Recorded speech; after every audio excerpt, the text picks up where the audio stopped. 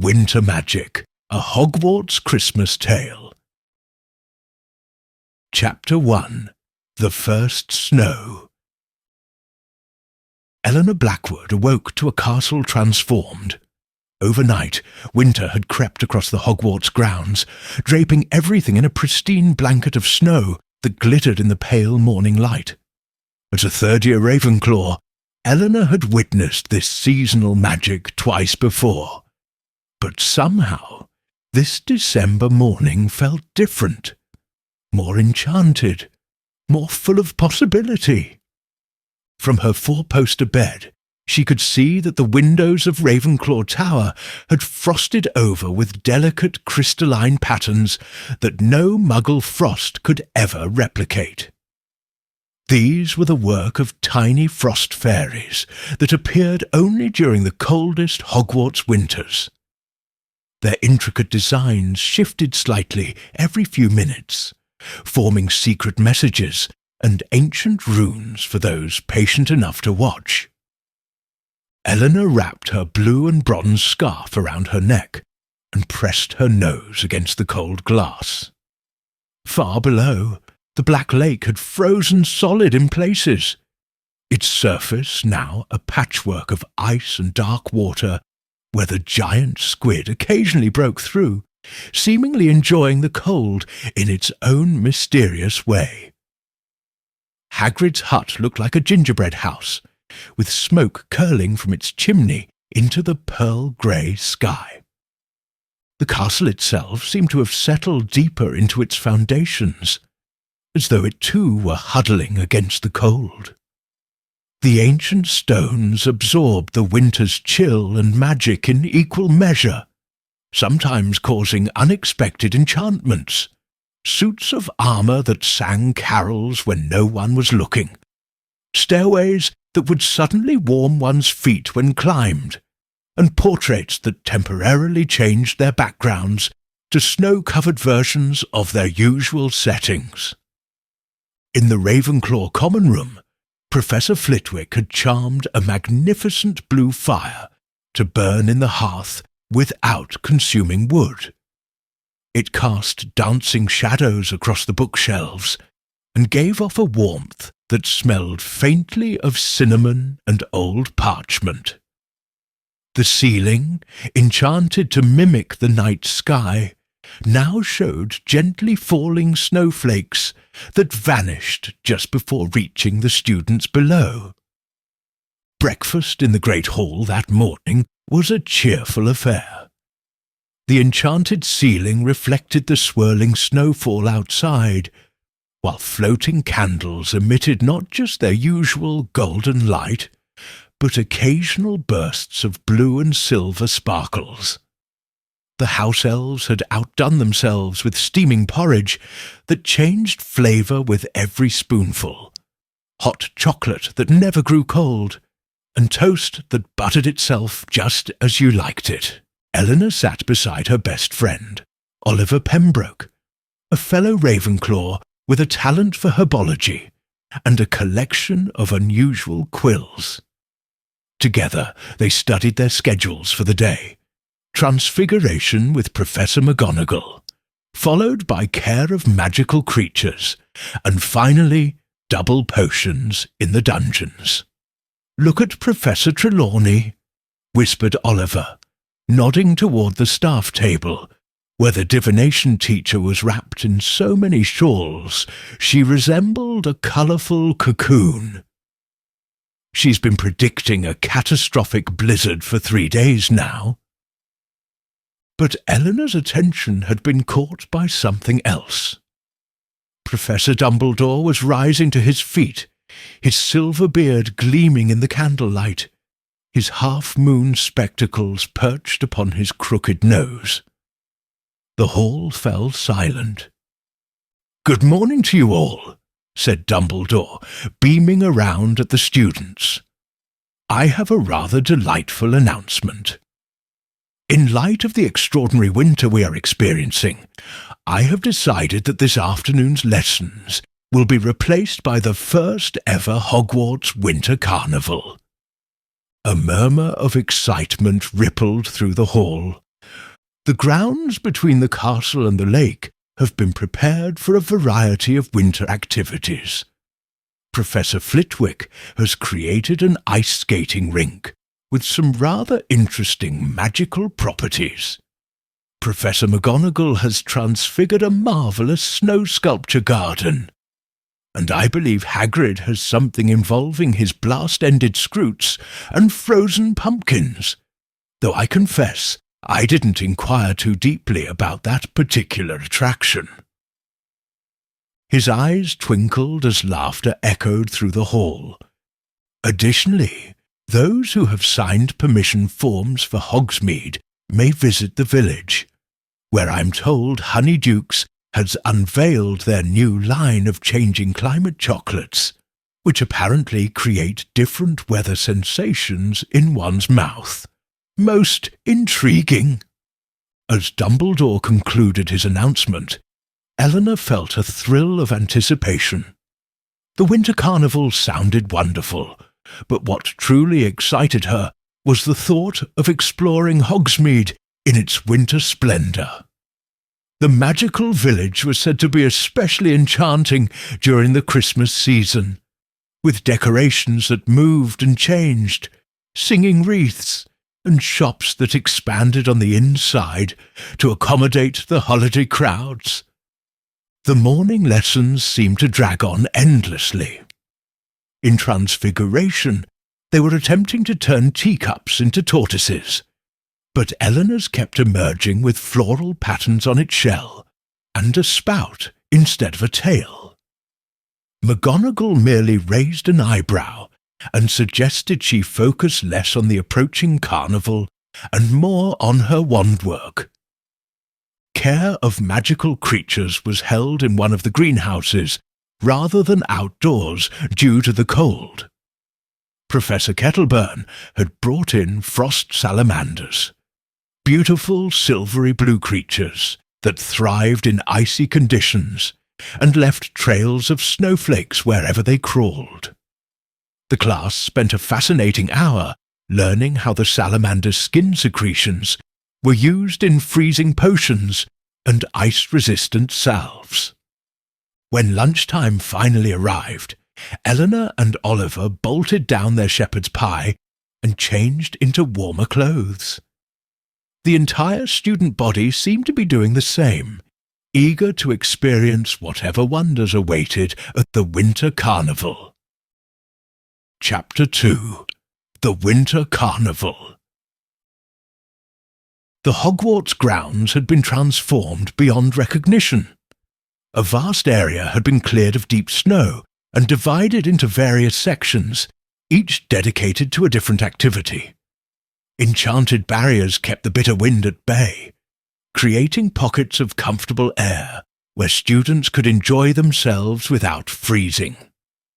Professor Flitwick's ice skating rink was the centrepiece, a vast oval of perfectly smooth ice that occasionally rearranged itself into new shapes and patterns.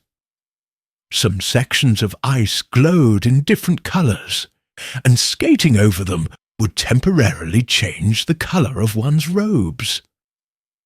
Fifth-year students who had mastered levitation charms were showing off by skating a few inches above the ice, while others enchanted their scarves to trail behind them in elaborate patterns. McGonagall's snow sculpture garden featured enormous creations that moved and interacted with visitors. A snow phoenix periodically burst into a flurry of snowflakes before reforming. A detailed replica of Hogwarts Castle occasionally rearranged its towers. Most popular was a giant snow dragon that gently breathed clouds of glittering frost over delighted first years. Hagrid's contribution was, as Dumbledore had hinted, rather chaotic but immensely entertaining. He had created what he called Scroot sledding, hollowed-out pumpkins enchanted to glide down a snowy slope, occasionally propelled forward by the controlled blast of a tethered Scroot. Despite looking terrifying, The activity proved surprisingly safe, though participants did tend to end up covered in pumpkin bits and with slightly singed eyebrows. Eleanor and Oliver decided to try Professor Sprout's winter botany exhibit first. The herbology teacher had set up a transparent dome filled with magical winter plants. Ice roses that chimed like bells when touched. Snowdrop lilies that melted into sweet nectar when held in warm hands. Most impressive were the aurora vines that climbed invisible trellises and gave off curtains of coloured light like the northern lights. "These are used in dreamless sleep potions during winter," explained Professor Sprout as she gestured toward luminescent blue flowers. "They only bloom when the temperature drops below freezing, and they must be harvested by moonlight. The petals retain the cold even after being dried." After exploring the botanical wonders, they moved on to Professor Flitwick's skating rink. Neither Eleanor nor Oliver had much experience with ice skating, but they soon discovered that the professor had charmed the ice to gently guide those who were struggling. Whenever they were about to fall, the ice would subtly shift to keep them upright. "This is brilliant!" exclaimed Oliver as he tentatively glided forward, his arms outstretched. "I think I'm getting the hang of... Oof!" He had skated directly into a patch of ice that caused him to spin in 3 perfect pirouettes before coming to a stop, looking dizzy, but pleased. Eleanor laughed and soon found herself caught in a section of ice that lifted her a few inches into the air and carried her in a graceful figure-8 pattern. All around them, students were discovering similar magical assists. Some were skating backward without realizing it. Others found themselves able to jump higher than should have been possible. And a few Slytherins had discovered how to create icy replicas of themselves that mirrored their movements. After skating until their cheeks were rosy with cold and exertion, they visited Hagrid's area, where they watched the pumpkins sledding with a mixture of amusement and trepidation. When Hagrid encouraged them to have a go, Oliver politely declined, but Eleanor gathered her courage and climbed into one of the hollowed-out pumpkins. "Now, don't worry," Hagrid reassured her as he secured a particularly docile-looking Scroot to the back of her pumpkin. "Old Sparkler here is very well behaved. Usually." Before Eleanor could reconsider her decision, the Scroot emitted a small blast, and the pumpkin shot forward down the hill. The sensation was both terrifying and exhilarating, like riding a very unstable broomstick at ground level. She could hear students cheering as she whizzed past them, the wind stinging her face, and Sparkler occasionally adding an extra burst of speed. When she finally slid to a stop at the bottom of the hill, she was breathless with laughter and covered in snow. By mid-afternoon, they decided it was time to visit Hogsmeade. They joined a group of 3rd years heading down the path to the village, their permission forms checked by a frost-bitten-looking Filch, who seemed thoroughly unamused by the festive atmosphere. Chapter 3. Hogsmeade in Winter. Hogsmeade Village in winter was like stepping into a magical snow globe. The thatched cottages and shops were adorned with enchanted icicles that chimed like tiny bells in the breeze. Wreaths of holly and mistletoe hung on doors, occasionally singing carols when someone passed by. The cobblestone streets had been cleared of snow, but were dusted with a thin layer of magical frost that sparkled in rainbow colours and never became slippery. The crowded high street bustled with Hogwarts students, village residents and holiday shoppers.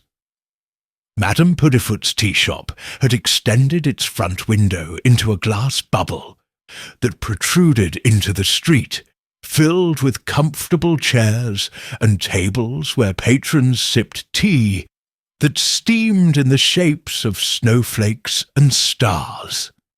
Outside Scrivenshaft's quill shop, a display of ice crystal quills attracted a crowd. These special winter quills were made from a single icicle that never melted and wrote in ink that shimmered with frost patterns before drying. Eleanor lingered by the display, admiring a particularly beautiful quill that seemed to have captured the aurora borealis within its crystalline structure. "Those are quite something, aren't they?" said a voice beside her. It was Professor Lupin, the Defence Against the Dark Arts teacher, looking rather less tired and worn than usual. The cold had brought some colour to his cheeks. "They're made by Arctic wizards. The ice comes from glaciers that have absorbed magical energy for thousands of years." "Are they difficult to write with?" Eleanor asked, watching as one of the quills in the display case wrote sample text by itself, the letters forming in iridescent blue ink. "Actually, they're remarkably responsive," replied Lupin with a small smile. "They adjust to the warmth of your hand. The true challenge is keeping them safe during summer months. They need special cooling charms." He nodded politely and continued on his way toward the 3 broomsticks. At Honeyduke's, the crowd was so thick that students had to queue outside, stamping their feet to keep warm. When they finally made it inside, the sweet shop was a riot of colour, sound, and most extraordinarily, temperature. Different sections of the store had been enchanted to match the climate needed for various special holiday treats. In one corner, beneath a miniature snow cloud, ice mice performed synchronized skating routines on a small frozen counter.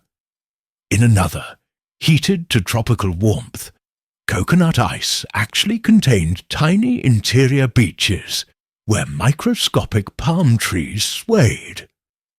The new changing climate chocolates that Dumbledore had mentioned were on prominent display. Each candy was shaped like a different weather phenomenon: clouds, lightning bolts, raindrops, and snowflakes.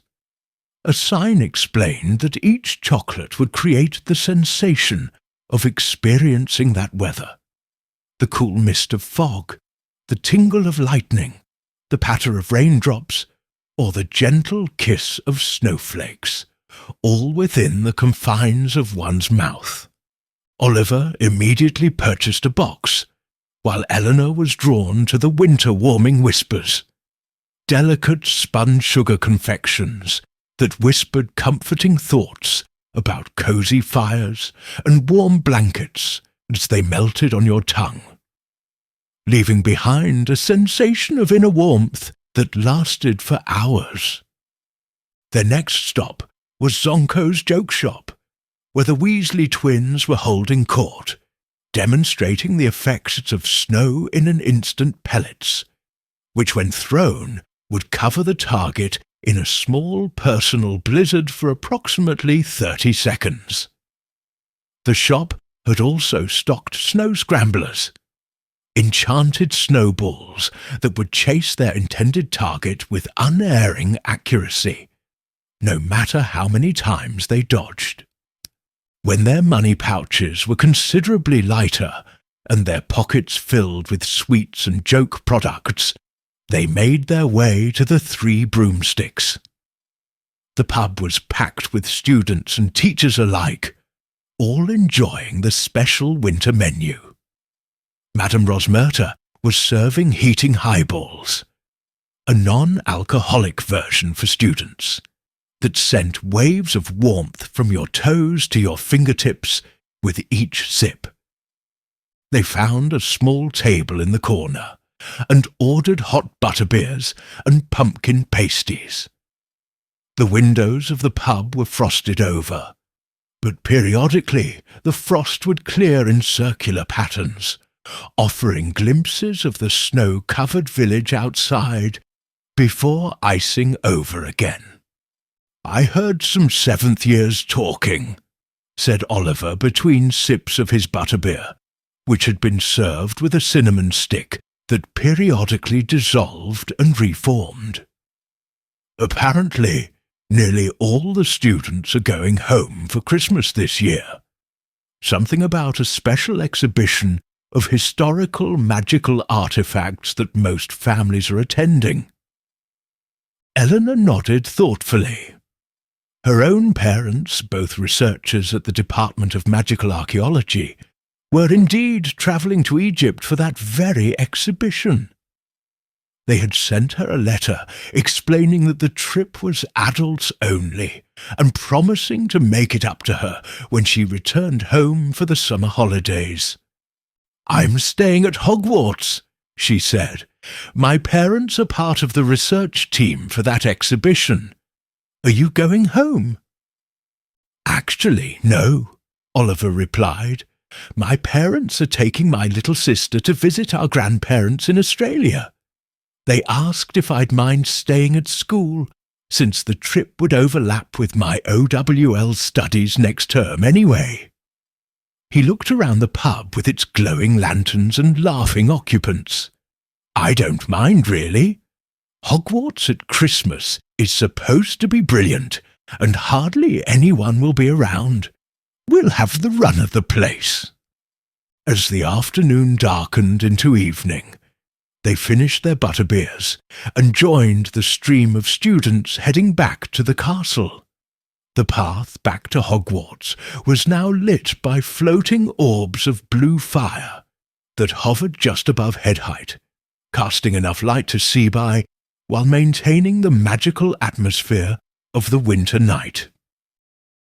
Chapter 4. The Empty Castle. The week leading up to Christmas break was filled with last-minute assignments, as professors seemed determined to cram as much information as possible into their students before sending them off. The castle grew steadily emptier as each day passed, with students departing for home via the Hogwarts Express, Flu Network, or in some cases special portkeys arranged for international travel. By the time Christmas Eve arrived, Eleanor's prediction had proved accurate. The Ravenclaw common room, usually bustling with activity, now echoed with silence. Only Eleanor, Oliver, and a single seventh year named Penelope Clearwater remained from their house. With classes finished and homework completed, Eleanor found herself with time to explore the castle in ways that weren't possible during the busy term. Winter at Hogwarts had its own special magic. Corridors that were typically crowded were now peaceful and contemplative. Without the constant bustle of students, the castle seemed to breathe differently, revealing aspects of itself that normally went unnoticed. One frosty morning, Eleanor discovered that the stone gargoyles on the 5th floor would shake off their snow if you wished them a Merry Christmas in Latin. Another day, she found that a particular window in the astronomy tower would, if touched while wearing woolen mittens, reveal the constellations that would be visible that night, regardless of cloud cover. The library, nearly deserted except for Madame Pince, became a sanctuary. Eleanor spent hours exploring sections she'd never had time to visit before, discovering ancient tomes on magical winter phenomena. One particularly interesting book, Hibernating Hexes and Dormant Enchantments, explained how certain spells could be cast in summer, but designed to activate only when the first snow fell. Oliver, meanwhile, had received special permission from Professor Sprout to assist in the greenhouses, where many magical plants required extra care during the winter months. He often returned to the common room with fascinating stories about the winter-blooming whispering willows or the temperamental frost ferns that would only drink melted snow that had fallen during a full moon. The house elves, with fewer students to care for, seemed to pour their excess energy into ever more elaborate meals. Breakfast might include pancakes that rearrange themselves into seasonal shapes, or toast that, when bitten, would cause tiny illusory snowflakes to fall around the eater for a few moments. On the day before Christmas Eve, Eleanor woke to find a small envelope on her bedside table. Inside was a note written in narrow, slanting handwriting.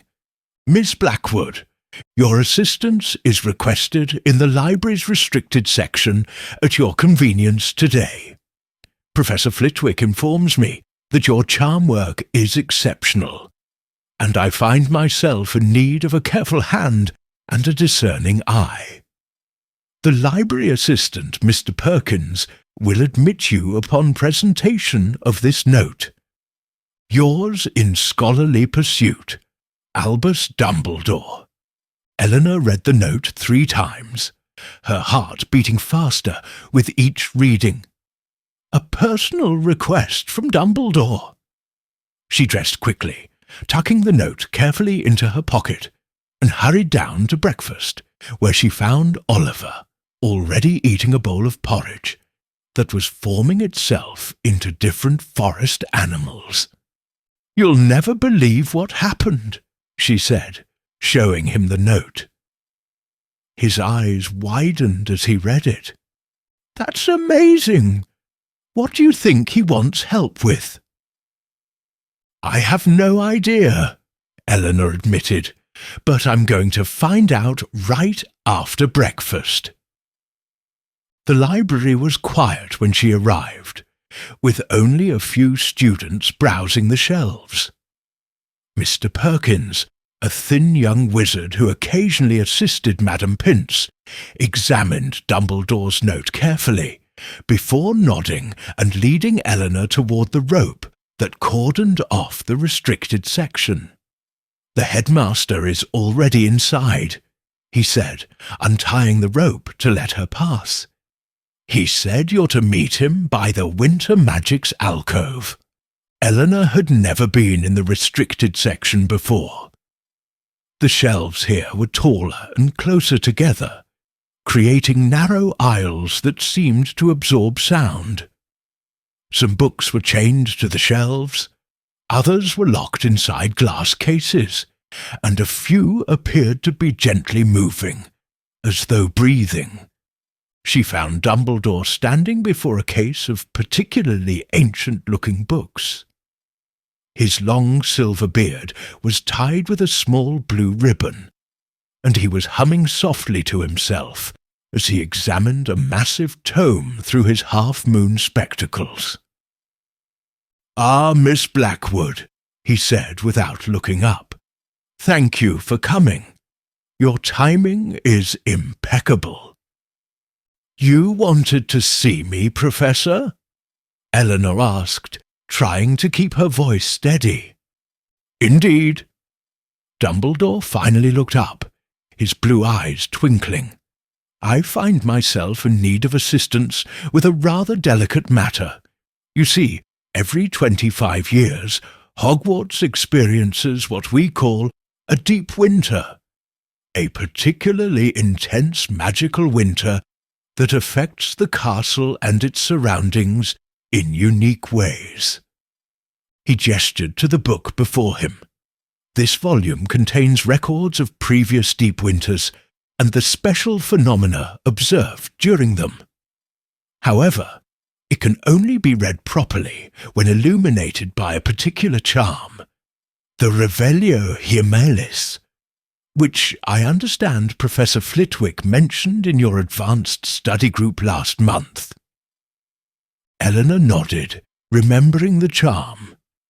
It was a variation of the standard revealing charm, designed specifically to unveil hidden information related to seasonal magic. Professor Flitwick speaks very highly of your charm work, Dumbledore continued. And as I find myself called away on urgent business this afternoon, I was hoping you might assist me by carefully documenting any new winter phenomena you observe around the castle over the holiday. The charm should allow you to see things that remain hidden to others. He demonstrated the wand movement, a clockwise spiral followed by a sharp flick upward, and the incantation. Eleanor practiced it several times until Dumbledore was satisfied. "Excellent," he said, his eyes crinkling at the corners. "Now, if you would illuminate the page." Eleanor took a deep breath, focused her concentration, and performed the charm. Revelio Himalis. The tip of her wand emitted a soft blue-white light, similar to moonlight reflected on snow. When she directed this light onto the pages of the book, previously invisible text and illustrations began to appear. The pages filled with delicate drawings of ice formations, snow patterns and frost creatures, alongside densely written notes in various handwritings, records from different generations of Hogwarts inhabitants who had experienced previous deep winters. "Remarkable," murmured Dumbledore. "You have a natural affinity for the charm. Now, Miss Blackwood, would you be willing to observe and record any unusual winter magic you encounter over the holiday? It would be a significant contribution to Hogwarts's historical records." Eleanor agreed eagerly, honoured by the trust Dumbledore was placing in her. He provided her with a special journal for her observations, a small leather-bound book with silver-edged pages that never seemed to run out of space for writing. "One last thing," Dumbledore added as they prepared to leave the restricted section. "Deep winters often reveal forgotten aspects of the castle, rooms that appear only when frost forms in specific patterns, passages that open when touched by wandlight reflected through icicles. Keep your eyes open, your mind curious, and your wand ready. And of course, exercise appropriate caution in your explorations." His blue eyes twinkled mysteriously. You might find that Hogwarts has saved some of its most delightful secrets for those few students who choose to stay during a deep winter. Chapter 5. Christmas Revelations. Christmas morning dawned with a stillness that seemed almost magical in itself. The snow had stopped falling overnight, leaving the world outside transformed into a vast crystalline landscape. Inside the Ravenclaw Tower, Eleanor awoke to find a small pile of presents at the foot of her bed. There was a package from her parents containing a beautiful silver pendant shaped like a raven with sapphire eyes, along with a letter explaining that the pendant was enchanted with a minor protective charm to ward off winter chills. From Oliver's family, she received a set of specialized quills for drawing magical diagrams. Professor Flitwick had given each of his remaining Ravenclaws boxes of enchanted chocolate chess pieces that would offer advice, not always good, when eaten. The most intriguing gift was a small package wrapped in midnight blue paper that seemed to shimmer like the night sky. It contained no card, but inside was a delicate silver instrument that resembled a cross between a compass and a snowflake. As Eleanor held it, the points of the snowflake rotated slightly, and she noticed that they seemed to be pointing towards something. After exchanging gifts with Oliver in the common room, she had given him a rare book on magical botany of the Scottish Highlands. They made their way down to the Great Hall for Christmas breakfast. The hall had been transformed overnight. The 12 traditional Christmas trees were even more spectacular than usual, adorned with live fairies, ornaments that changed colour depending on who was looking at them, and what appeared to be real snow that never melted or fell from the branches. The 4 house tables had been replaced by a single table in the centre of the hall, as there were so few people remaining in the castle. Professors Dumbledore, McGonagall, Flitwick, Sprout, and Hagrid were already seated, along with a handful of students from other houses. "Happy Christmas!" boomed Dumbledore, resplendent in robes of deep purple embroidered with silver stars. "Please join us. I believe the house elves have outdone themselves this year." The breakfast spread was indeed magnificent. Platters of pastries that steamed in the cool air of the hall, pitchers of hot chocolate that refilled themselves, and dishes of scrambled eggs specked with herbs that tasted different with each bite. After breakfast, most of the remaining students and staff went outside to enjoy the perfect snow conditions. A friendly snowball fight erupted near the lake, with even Professor McGonagall joining in, demonstrating an uncanny accuracy with her throws that suggested years of practice. Eleanor, however, was eager to begin her observations for Dumbledore. The mysterious compass snowflake from her anonymous gift seemed to be pointing toward the east wing of the castle, a section that contained mostly unused classrooms. Slipping away from the festivities, she followed its guidance. The corridors were quiet, her footsteps echoing softly against the stone floors. Suits of armour saluted as she passed, and portraits called out Christmas greetings. As she moved deeper into the east wing, she noticed the compass snowflake spinning more rapidly, its points glowing faintly. She came to an ancient tapestry depicting a winter scene, a forest covered in snow, with a barely visible castle in the background. Unlike the other moving tapestries in the castle, this one appeared completely still. But as Eleanor watched, holding the compass snowflake before her, she noticed something strange. The frost patterns on the castle windows in the tapestry seemed to be forming letters. Drawing her wand, she performed the Revelio Hyemalis charm that Dumbledore had taught her. The blue-white light touched the tapestry, and suddenly the scene came to life. Snow began to fall within the woven image, and the tiny castle windows glowed with warm light. The frost patterns became clearer, spelling out words in an elegant script. "Speak the first frost of winter, and enter." Eleanor considered the riddle. The first frost of winter. What could that mean? A date? A spell? Then she remembered something she had read in one of the library books. The Latin name for the first frost. The one that heralds the beginning of winter. "Prima pruina," she whispered. The tapestry shimmered and became transparent, revealing a doorway that certainly hadn't been there before. Taking a deep breath, Eleanor stepped through. She found herself in a circular room unlike any she had seen at Hogwarts. The walls were made of what appeared to be ice, but was warm to the touch.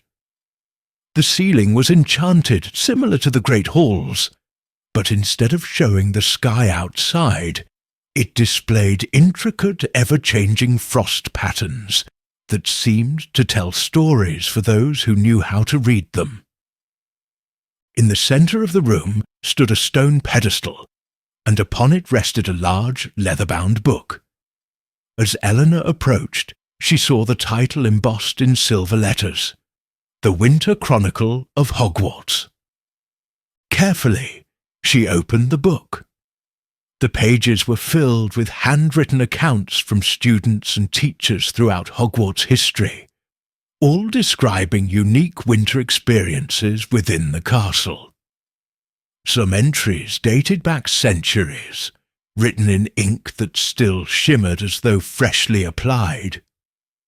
One entry caught her eye, dated exactly 25 years earlier, and signed by a student named Lily Evans. December 25th, 1973. Today, I discovered the winter room quite by accident while seeking a quiet place to practice charms. The room appears only during deep winters, according to the previous entries in this chronicle. Inside, I found that my seasonal charms were significantly amplified. A simple glacier spell created ice sculptures that moved and danced before melting away.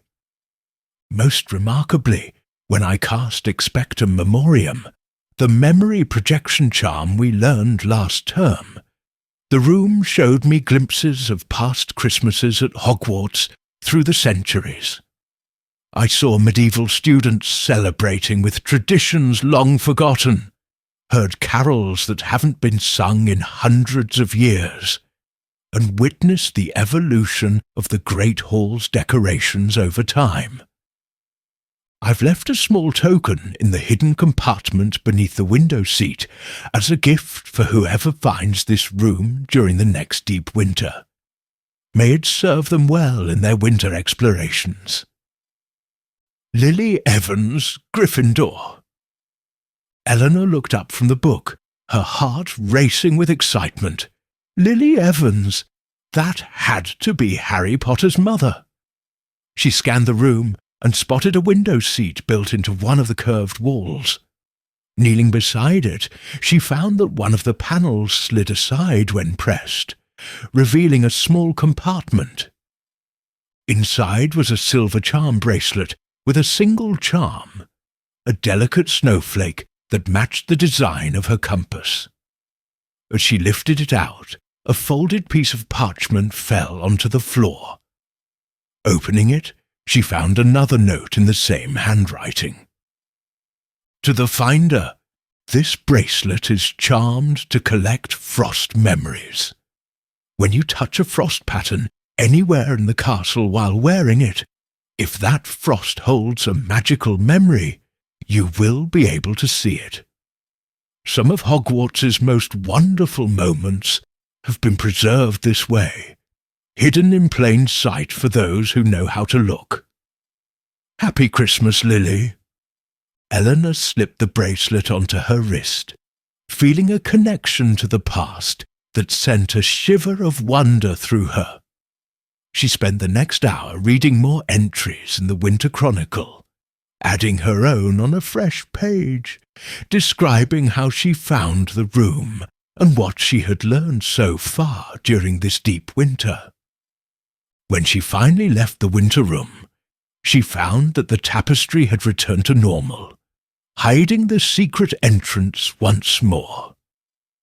The compass snowflake was now spinning lazily, seemingly satisfied with having led her to its companion. The rest of Christmas Day passed in a blur of festivity. The Christmas feast was spectacular, with enchanted crackers that produced not just paper hats and small toys, but miniature fireworks displays, temporary transformations. Hagrid spent 10 minutes with reindeer antlers after pulling a particularly powerful cracker, and in one case, a full-sized enchanted snowman that bowed to everyone before melting into a puddle that vanished before touching the floor. That night, as Eleanor lay in bed reflecting on the extraordinary day, She held her wrist up to examine Lily's bracelet in the moonlight. The snowflake charm seemed to capture and refract the light in impossible ways, creating tiny rainbows on her bedspread. Tomorrow, she decided, she would begin exploring the castle in earnest, seeking out frost patterns and the memories they might contain. With most students gone, the deep winter in full effect, and her new magical tools to guide her, who knew what secrets of Hogwarts might reveal themselves? As she drifted off to sleep, the castle settled around her with creaks and sighs that might have been the wind, or might have been the ancient building itself, preparing to share its winter magic with one of the few students who had remained to witness it. Chapter 6. Frost Memories. The days between Christmas and New Year's took on a dreamlike quality for Eleanor. With so few students remaining at the castle, time seemed to flow differently, slower, yet somehow more meaningful. Each day brought new discoveries as she explored the castle with her frost-detecting bracelet and the compass snowflake. On Boxing Day morning, Eleanor found a particularly beautiful frost pattern on a window in the Transfiguration corridor, a swirling design that looked like dancing figures when viewed from certain angles. As she touched it while wearing Lily's bracelet, the world around her seemed to blur and then refocus. She was still standing in the same corridor, but it was different. Brighter, filled with students in old-fashioned robes. The architectural details were slightly altered, and some of the portraits on the walls were either missing or different. Somehow, Eleanor knew she was seeing Hogwarts as it had been decades ago, perhaps longer. A group of students passed by, their faces animated as they discussed something excitedly. Though they walked right by her, they didn't seem to notice her presence. Eleanor realized she was witnessing a memory preserved in the frost, not actually traveling through time. "It's going to be spectacular," one boy was saying. "Professor Dippet has agreed to let us enchant the entire Great Hall ceiling for the New Year's celebration, not just to show the sky, but to display the most magnificent astronomical events of the past century, culminating exactly at midnight with the Great Conjunction of 1901. Eleanor followed the students, fascinated by this glimpse into Hogwarts' past. They led her to the Great Hall, where a team of upper-year students were practicing complex charm work on a miniature version of the hall's ceiling, their wands moving in synchronized patterns she didn't recognize. Supervising them was a much younger Dumbledore, his auburn hair and beard not yet turned silver, wearing robes of deep midnight blue embroidered with tiny moving constellations. He was demonstrating a particularly intricate wand movement to a struggling student. "The key, Mr. Prewett, is to envision the celestial motion as a dance," Dumbledore was saying, his voice gentler but still carrying that same hint of wisdom Eleanor recognized. "The stars don't simply move. They waltz across the heavens, and your wand must lead them." As Eleanor watched entranced, the memory began to fade around her, the figures becoming transparent until she found herself back in the present-day corridor, her fingertips still touching the frosty window. She quickly took out the journal Dumbledore had given her and recorded everything she had seen, sketching the unfamiliar wand movements as best she could remember them. Over the next few days, Eleanor discovered more frost memories throughout the castle. Each one showed her a different glimpse of Hogwarts winter history. In the library, a delicate frost pattern on a reading lamp revealed a memory from the 1920s, where a group of students had created enchanted ice lanterns that floated through the castle on New Year's Eve, carrying messages of hope for the coming year. On the grand staircase, an elaborate ice crystal formation showed her a Christmas feast from medieval times, when a visiting troupe of goblin musicians had played instruments made entirely of enchanted ice that produced hauntingly beautiful melodies before melting away by dawn. Most fascinating was a frost memory she discovered on the telescope in the astronomy tower. This one transported her to a winter night in the 1870s, when Hogwarts had witnessed a magical celestial convergence, a night when 7 planets aligned while a meteor shower rained down, causing spontaneous bursts of magic throughout the school. Portraits had temporarily stepped out of their frames. Staircases had rearranged themselves into previously impossible configurations, and for one brief hour, every person in the castle had been able to understand the languages of magical creatures. Eleanor faithfully recorded each discovery in her journal, sometimes sketching what she had seen, other times describing the emotions and sensations that accompanied the memories. The frost bracelet seemed to grow slightly warmer with each memory collected, as though absorbing some essence of the magic it revealed. During these explorations, she occasionally crossed paths with Oliver, who had taken to assisting Professor Sprout with a particularly challenging batch of frost-resistant screech snaps that needed constant attention during the winter months. He listened with fascination to Eleanor's tales of frost memories and historical discoveries. "It's like you're building a whole new history of winter at Hogwarts," he remarked one evening, as they sat by the fire in the Ravenclaw common room, sharing a plate of gingerbread creatures that occasionally tried to scamper away before being caught and eaten. "I wonder if anyone has ever collected so many frost memories in one deep winter before." "According to the Winter Chronicle, most people only find a few," Eleanor replied, consulting her notes.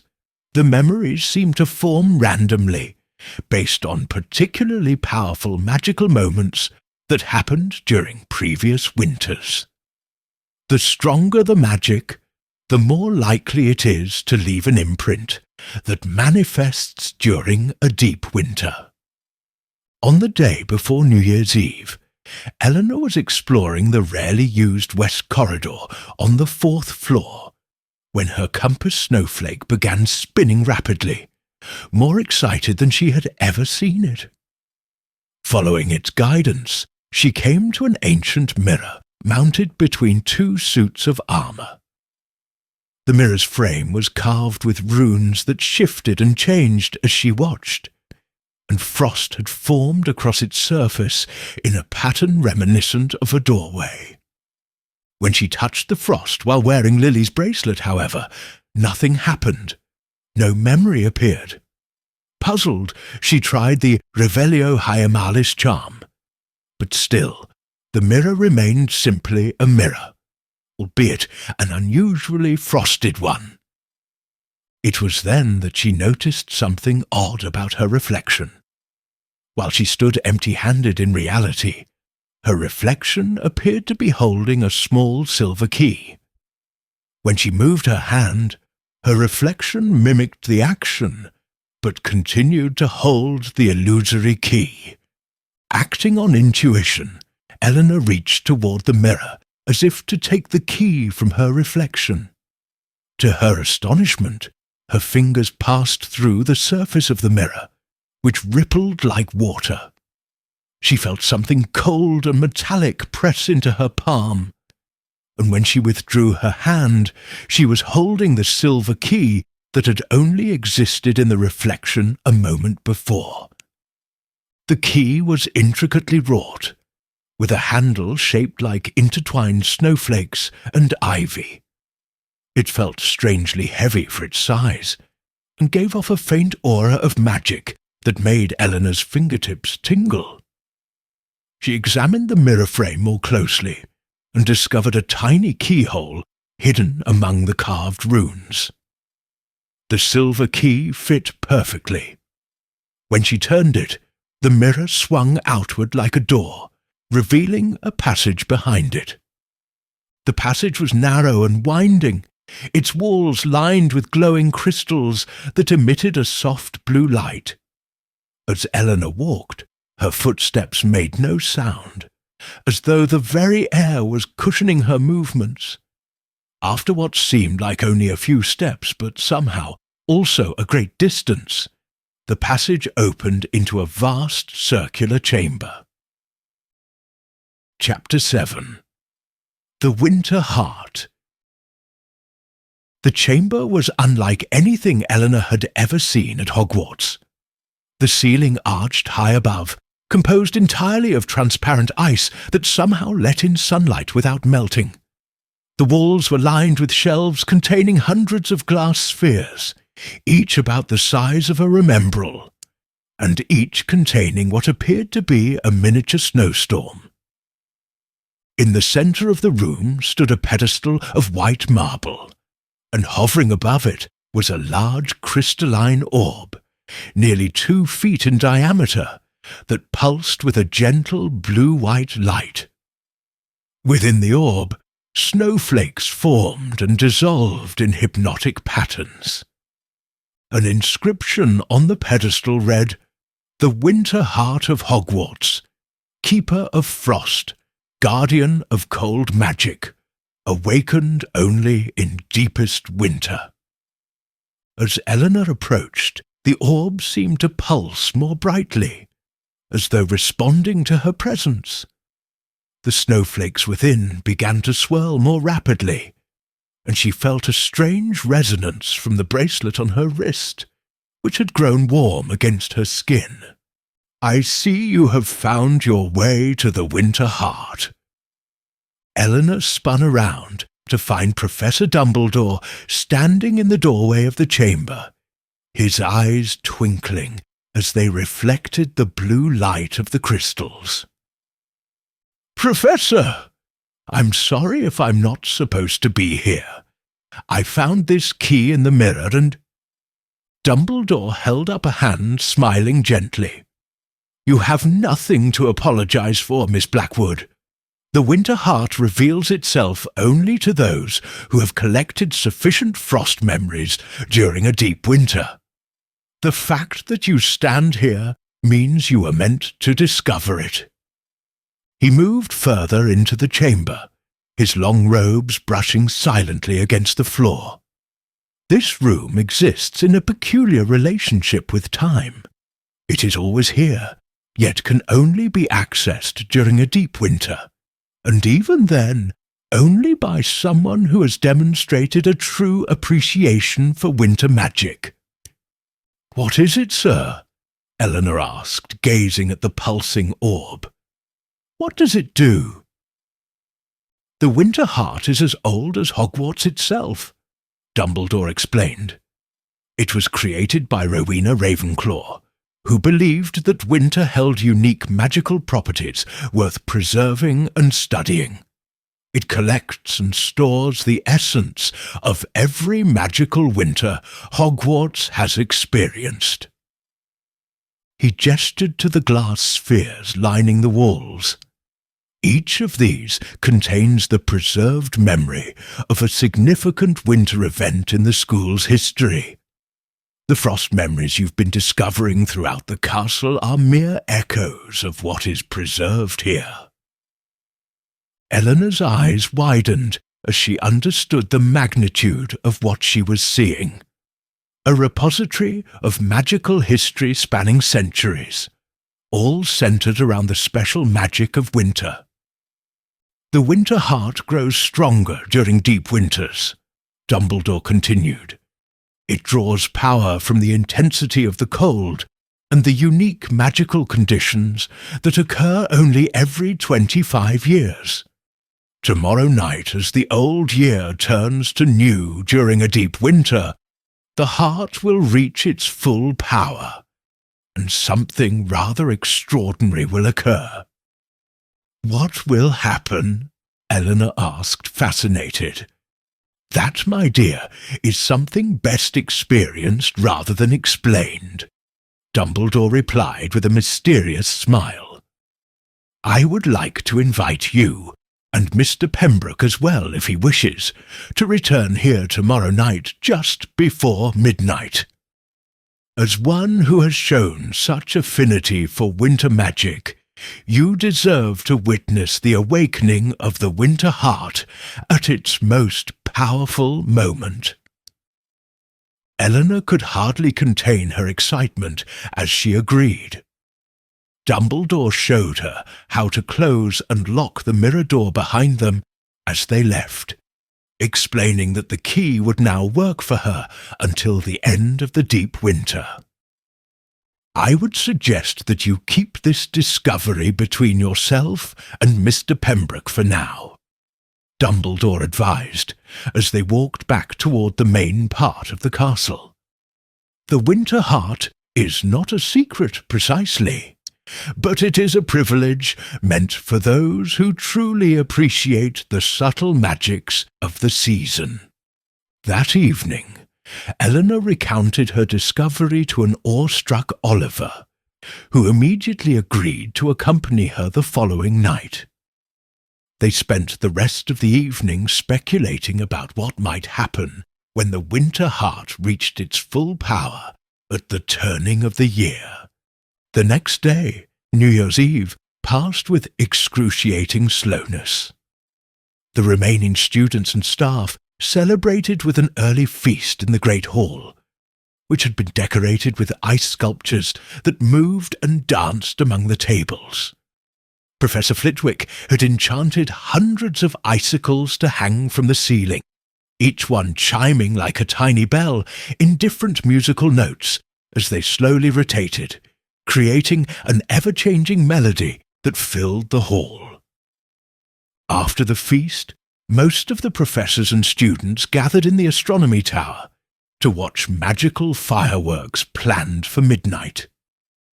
Eleanor and Oliver, however, made their excuses and slipped away, heading for the west corridor and the mirror passage. The key worked just as before, the mirror swinging open to reveal the crystal-lined passageway. As they approached the chamber of the Winter Heart, Eleanor noticed that the blue light emanating from within had grown significantly brighter, pulsing with increasing intensity as midnight drew near. The crystalline orb at the center of the chamber now hovered higher above its pedestal, rotating slowly as the snowflakes within it formed increasingly complex patterns. The glass memory spheres on the surrounding shelves had begun to glow in response, each one shimmering with its own inner light. As the distant bells of Hogwarts began to toll midnight, the pulsing of the Winter Heart synchronized with each chime. On the 12th bell, a wave of blue-white light burst from the orb, washing over Eleanor and Oliver.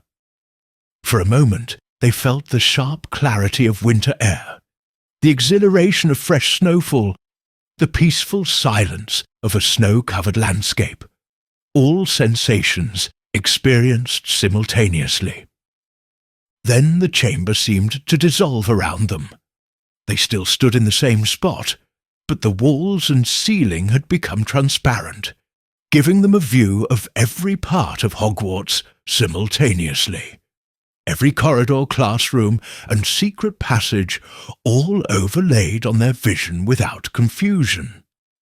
More remarkably, they could see Hogwarts not just as it was in the present, but as it had been throughout the centuries of its existence. Ghostly images of the castle in different eras flickered and flowed around them.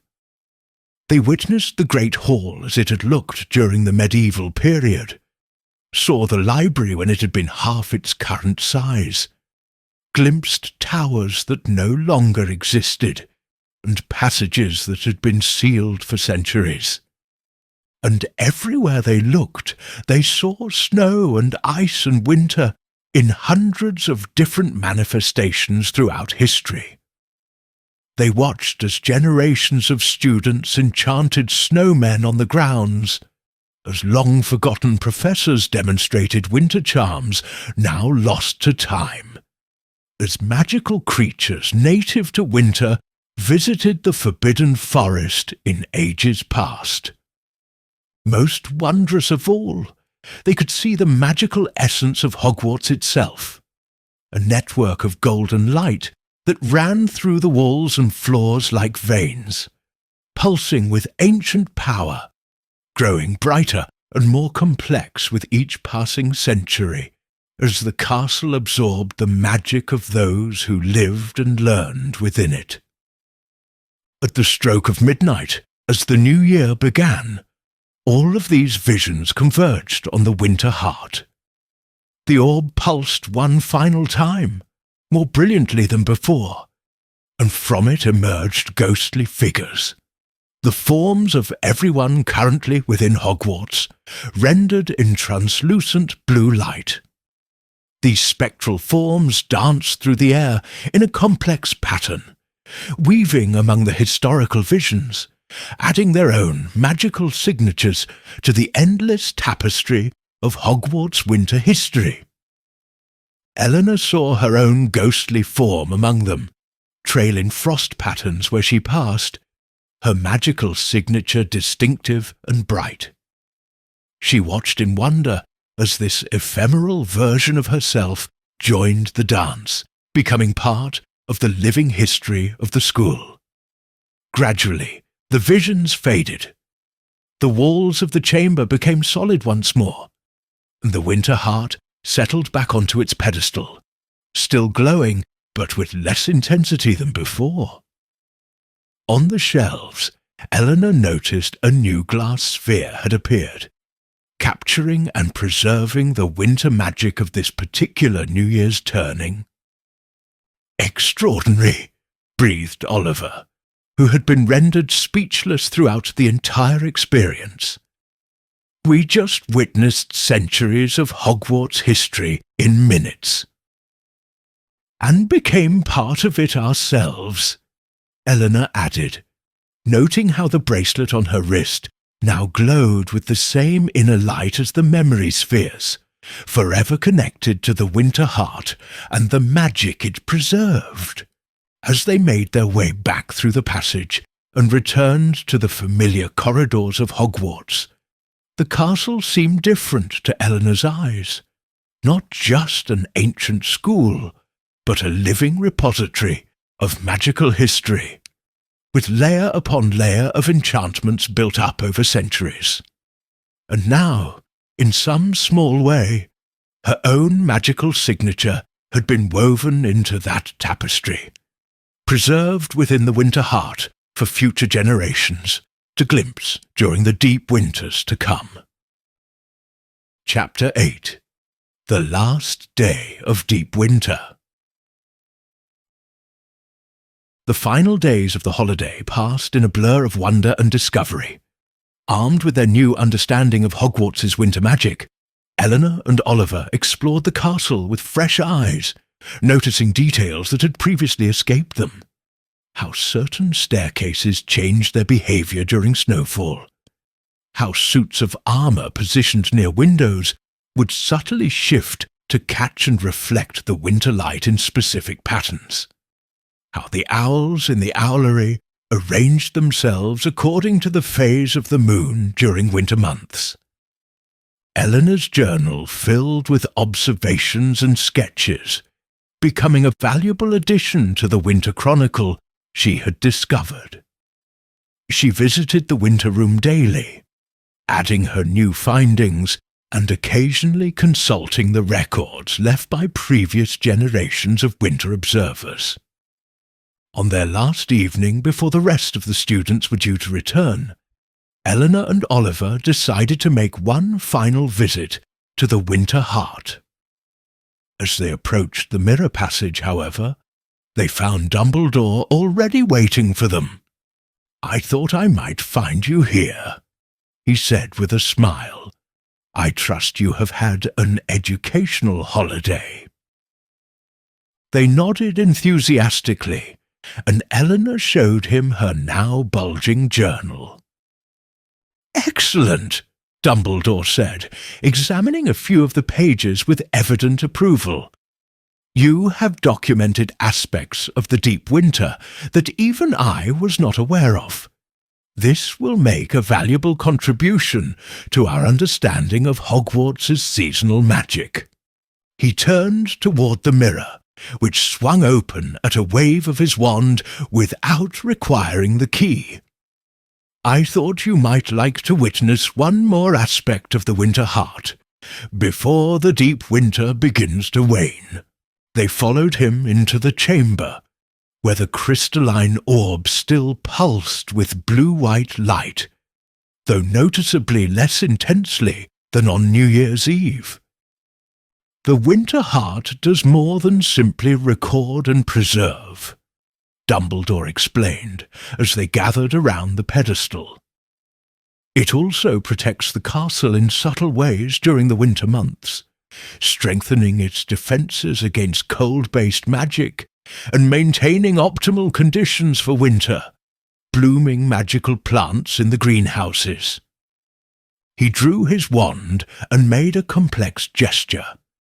The orb responded by projecting a three-dimensional image of Hogwarts and its grounds above them, rendered in blue light and remarkable detail. "Observe," Dumbledore said, pointing to barely visible filaments of light that extended from the orb's location throughout the castle like a web. "These are the protective enchantments generated by the Winter Heart. They regulate temperature, prevent ice damage to ancient stonework, and even ensure that the snowfall on the grounds is always perfect for winter activities. Never too icy for safety, never too slushy for enjoyment." Eleanor noticed that some of the filaments extended far beyond the castle, reaching into the Forbidden Forest and even toward Hogsmeade Village. "The influence of the Winter Heart grows during each deep winter," Dumbledore continued, "strengthening these protections and occasionally creating new ones. This year, I believe it has extended its warming influence to the Thestral stables, which have traditionally been difficult to keep comfortable during harsh winters." He waved his wand again, and the projection changed to show the history of the Winter Heart's protective network, how it had grown and evolved over centuries. Areas that had once suffered winter damage were now thoroughly protected, and new sections of the castle built after previous deep winters had been seamlessly integrated into the magical web. Tomorrow, as the deep winter begins to subside and the rest of the students return, the Winter Heart will enter its dormant phase, Dumbledore explained. "Its protections will remain in place, but at a lower intensity, and many of the unique magical phenomena you've observed will gradually fade until the next deep winter, 25 years hence." Eleanor felt a pang of sadness at the thought of losing access to the winter room and the frost memories she had come to love exploring. Dumbledore, seemingly reading her thoughts, smiled gently. "The magic doesn't disappear entirely, Miss Blackwood. It merely becomes more subtle, waiting to be rediscovered by future winters and future curious minds. And some artifacts—" He nodded toward her bracelet and compass snowflake, retain their connection to winter magic year-round, though their powers may be diminished in warmer seasons. Before they left the chamber, Dumbledore instructed them to place their hands on the winter heart orb. As they did so, they felt a brief, intense cold, followed by spreading warmth, and the snowflakes within the crystal seemed to form patterns that matched their own magical signatures. "There," Dumbledore said, his eyes twinkling. "The winter heart has recognized you both as friends of winter. Should you still be at Hogwarts during the next deep winter, though I suspect you'll have long graduated by then, you will find the winter magic of the castle even more accessible." The following morning, the Hogwarts Express returned, bringing with it the controlled chaos of hundreds of students pouring back into the castle, filling the previously quiet corridors with noise and activity. Eleanor and Oliver welcomed their friends back, sharing edited versions of their holiday adventures. As lessons resumed and January advanced, the signs of the deep winter gradually faded, just as Dumbledore had predicted. The frost fairies that had decorated the windows of Ravenclaw Tower disappeared. The ice on the Black Lake lost its magical properties and became ordinary ice. The special blue fire in the common room was replaced by regular magical flames. Yet for Eleanor, the castle had been permanently transformed, not physically, but in her perception and understanding of it. She noticed details that others missed, the faint traces of frost memories too weak to fully manifest. The subtle protections of the winter heart at work when bitter winds blew. The way certain portraits nodded knowingly to her when she passed, recognizing her as one who had glimpsed the deeper winter magic of Hogwarts. Her bracelet, though less responsive than during the deep winter, still occasionally warmed when she passed particularly magical areas of the castle during cold days. The compass snowflake, now kept safely in a velvet pouch in her trunk, would sometimes spin of its own accord, as though detecting distant winter magic. And on certain quiet nights, when moonlight streamed through the frost-edged windows of Ravenclaw Tower, Eleanor would open her journal and add new observations to her growing understanding of Hogwarts' seasonal enchantments, preparing knowledge to be shared with some future student who might, 25 years hence, discover the Winter Room and the wonders it contained. For while the deep winter had passed, its magic had become a part of her. A secret rapport with the castle itself, a deeper understanding of how Hogwarts had grown and evolved through centuries of magical winters, and a connection to generations of winter-curious students who had come before, including a Gryffindor girl named Lily, who had left a bracelet as a gift for someone she would never meet. As January turned to February and the first hints of spring appeared on the horizon, Eleanor looked forward to discovering how the castle would transform through other seasons. Yet she knew that no matter what wonders spring, summer, or autumn might hold, she would always feel a special connection to the winter magic of Hogwarts, to snowflakes that preserved memories, to frost patterns that told stories, and to the winter heart that beat beneath the ancient stones, keeping time through centuries of magical winters.